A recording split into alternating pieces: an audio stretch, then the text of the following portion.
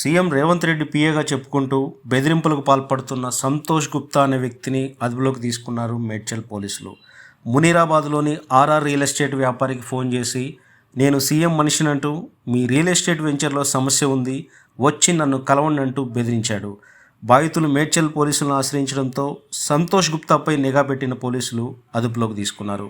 మెదక్ జిల్లా శివంపేటకు చెందిన సంతోష్ గుప్తా గత కొంతకాలంగా తాను సీఎం పిఏనని, పీసీసీ మెంబర్నంటూ వ్యాపారస్తులు బెదిరించి డబ్బులు వసూలు చేసినట్టుగా పోలీసు విచారణలో తేలింది.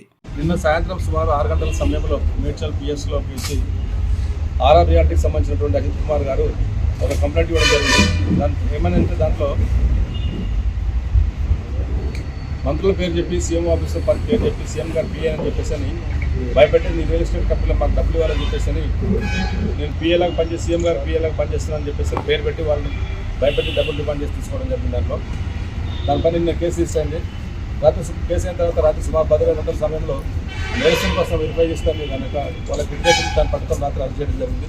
ఈరోజు కోర్టులో ప్రొటెక్ట్ చేస్తున్నాము. తన పేరు ఉప్పాల సంతోష్ కుమార్, నేటివ్ ఆఫ్ శివంపేట. ప్రస్తుతం ఆయన మన దగ్గరనే పేట్మెస్ బిఎస్ పట్టులో నివసిస్తున్నాడు. గత 13 సంవత్సరాలు చక్కనే ఉంటున్నాడు ఆయన. అతను మేము కోర్టులో ప్రొటెక్ట్ చేస్తాం. అరెస్ట్ చేసి ప్రస్తుతానికైతే ఆర్ఆర్ రియాలిటీ కంపెనీ ఒకటే ఉన్నది. చాలామంది కొందరు ఫోన్ చేస్తారు. వాళ్ళ యొక్క కంటెంట్ని బట్టి ఫర్దర్ కేసులు రిజిస్టర్ చేసి యాక్షన్ తీసుకుంటారు. గతంలో ఎన్ని కేసులు? ప్రస్తుతానికైతే ఇతని పైన ఒక కేసు ఉంది. గతంలో ఓరల్ కంప్లైంట్స్ ఉన్నాయి కానీ పేపర్ మీద మాత్రం ఎవరు ఇవ్వలేదు. దాంట్లో అతని పైన ఒకవేళ ఎవరు రిజిస్టర్ తప్పకుండా కేసు రిజిస్టర్ చేసి యాక్షన్ తీసుకుంటాం. 5 విల్లాలు అమ్మి ఆ కాస్ట్ నాకు ఇవ్వాలని చెప్పేసి డిమాండ్ చేయడం జరిగింది. 5 విల్లాలు అమ్మి ఆ విల్లాల కాస్ట్ ఎంత ఉంటుందో నాకు ఇవ్వాలని చెప్పేసి ఆయన వాళ్ళు డిమాండ్ చేయడం జరిగింది. పొలిటీషియన్ పేర్లు ఎవరైనా వాడినా? పొలిటీషియన్ పేర్లు ఎవరైనా? నేను సీఎం గారు పిఏ అని చెప్తున్నాడు ఆయన. సీఎం గారు పిఏ అని చెప్పుకోవడము, లేకపోతే ఆఫీసర్స్ దగ్గర ఫోటోలు దిగి ఆ ఫోటోలు తీసుకోవడం, నాకు క్లోజ్ అని చెప్పడము, గౌరవ మంత్రుల దగ్గర వాళ్ళ దగ్గర ఫోటోలు దిగి ఫోటోలు చూపించడం, నాకు వాళ్ళు క్లోజ్ వీళ్ళు క్లోజ్ అని చెప్పేసి ఆ ఫోటోలు చూపించేసి భయపెట్టి డబ్బులు అడగడం జరిగింది. అది ఎగ్జాక్ట్ తెలియదు.